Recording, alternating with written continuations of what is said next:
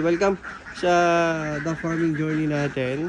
At ngayong umaga ay pinasyalan natin ito mga alaga ng itik dahil meron na naman tayo yung mga bagong empleyado na magtatrabaho para sa atin. Pagbibigay ng income sa atin araw-araw. Ayan sila yan, mga dumalaga. Ito ay kulungan nila na bago. At ito yung nakaraan na blinag ko na naka-stainless yung kanyang round bar, pero naka-steel mating pa to. Tapos naka-precast, hindi namulundo. At panatag na panatag yung mga itik dahil lahat sila nakakasampa dito. Maluwag yung kanilang kulungan, may space oh. Maluwag na maluwag. Ito po ay 400 heads mga idol. Ito po, pasok po tayo sa loob, pakikita ko sa inyo. Ganito lang po yung aming pintuan. Simple lang. Ayan po. So ayan pa. Nesting yan sila yan mga lods. Ito yung mga balaibong bulak. Signs to na talaga nangingitlog na sila. Or malapit na silang mangitlog. So ito lods, sa pastulan, nangitlog na to ng 20. So dahil tag-ulan ngayon dito sa amin, wala na talaga mapagpastulan. Bagamat 5 buwan mahigit pa lang ito, sinampa na namin. Kasi wala talaga na mapagpastulan. Ayan po. Dapat ano pa ito, bandang first week pa ng July ito magsi 6 months. Ayan ngayon, sinampa na namin. Ayan po. Kanilang mga balahibo na bulak oh. Ayan, signs na nangingitlog sila. Tapos napakaluwag mo kasi ng kanilang kulungan mga idol. So ito mababa lang to. Yung kanilang tampahan hanggang dito lang. Mas mababa pa po sa tuhod ko. So sila ito mga lods ay dagdag income sa atin.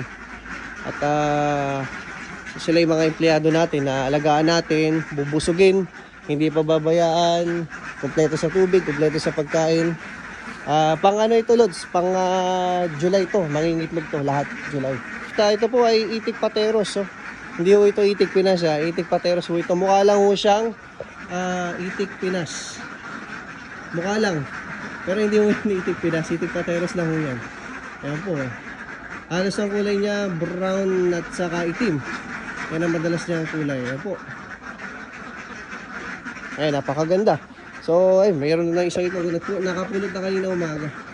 So, ganito po sa duck farming, kailangan talaga laging sobra yung pera mo. Hindi pwede kasi dito na sakto lang yung iyong puhunan. Kailangan sobra talaga. Kasi pagka sakto lang, kapos pa rin yun. Oo, kapos pa rin yun. Kailangan malaki yung sobra. O, malalim ang bulsa mo dito. Kung hindi, malulugi ka. Lalo na, bata to, sinampa mo. 5 months, sinampa mo. Ubusin ka nito sa pagkain Ayan.